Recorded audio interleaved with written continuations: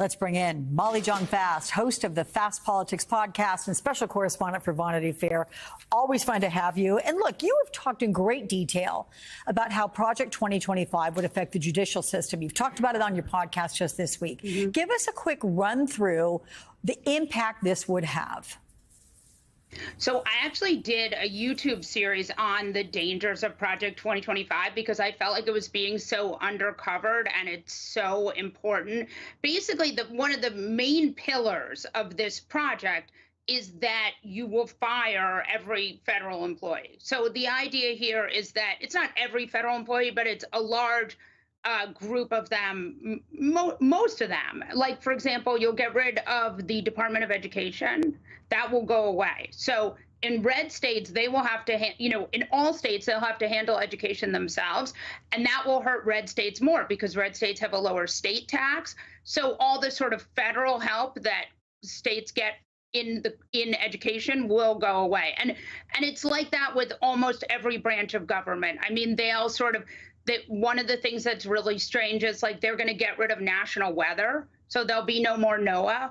There'll be no more of that sort of thing. It just, all of the sort of useful parts of the federal government will be dissolved. The NOAA part is just like what? And the education, all of it's just absurd. Right. But it's not just that, because they also want to go through and replace certain employees in the federal government with whom they deem to be loyalists, right? So that way, right, whatever Donald Trump, whatever policy, whatever he wants to implement goes through without a hitch. Yeah, one of the things you have to realize is they believe the first Trump administration was a failure because they were only able to install 3 Supreme Court justices, but weren't able to radically remake the federal government. So the goal here is to install loyalists and make every branch of government that survives this transition into an arm of the Trump campaign. So you'll have, the DOJ will be under the jurisdiction of the presidency. So you will no longer have a separate Department of Justice. It will be really for Trump to use. And if you think about what the Supreme Court did with those last 2 big decisions, right, immunity and Chevron, they gave Trump, if Trump is to get elected, they would give him a lot more power, right? So Chevron says that you don't need experts to run different branches of federal government, that judges can, in fact, make laws. And then this immunity decision gives a president much more power and makes them so they're not afraid. Because if they do something in the service of being president, it isn't a crime. So that's a very broad definition. Oh, yeah. So we know that Vice President Harris, she's been sounding the alarm on Project 2025. She's been doing it on the campaign trail even before she was the presumptive nominee. So Democrats should now, I'm going to guess you think, follow suit and really lean into this message. What is the most palpable way to get the message across to people so that it sticks and they understand the enormity of this issue? I mean, I think that concrete examples like what happened with the Department of Education, like their plans for the Department of Education or their plans for the, Health and Human Services will become like life and some kind of Orwellian phrase, life and living or something. And, there are other broad parts of this. For example, they are going, the plan is to outlaw abortion federally, to use the Comstock Act. They want to regulate in vitro fertilization. There are plans. I mean, there really are. This is wide ranging, and it is every boogeyman that Democrats could hope for because they are not even boogeymen. They're real.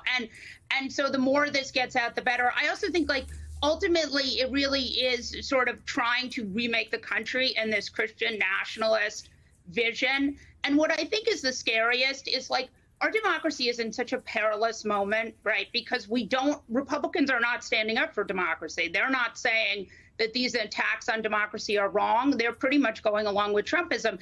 So we really are in this perilous moment. And, we always say this is the most important election of our lifetime. But when you see this sort of plan out there, you really see this actually may be the most important election of our lifetime. Hey, Donald Trump's tried to distance himself from this Project 2025, but it's kind of hard to do when his running mate, Senator J.D. Vance, wrote the foreword to the Heritage Foundation President Kevin Roberts' book. So is that the kind of thing that really Democrats have to stick this and make Donald Trump be permanently associated with Project 2025? Yeah, and there's a lot of crossover, right? Like the guy who wrote the RNC platform for the convention is one of the co-writers of this. I mean, there's Trump's body man is also one of the writers of this. So there's like a lot of the people. And remember, this project is about staffing the Trump administration, and Trump's name is in Project 2025 300 plus times. Wow. So this is a plan for the new Trump administration. It's not a plan for the Harris administration. Mm-hmm. It's not even a plan for the Haley administration. This is Trump's thing. And remember, he's told us in a million different ways that this is what he wants. So I would not take him at his word. Okay. Surprise, surprise, Molly Jong-Fast. Thank you so much. We'll see you again.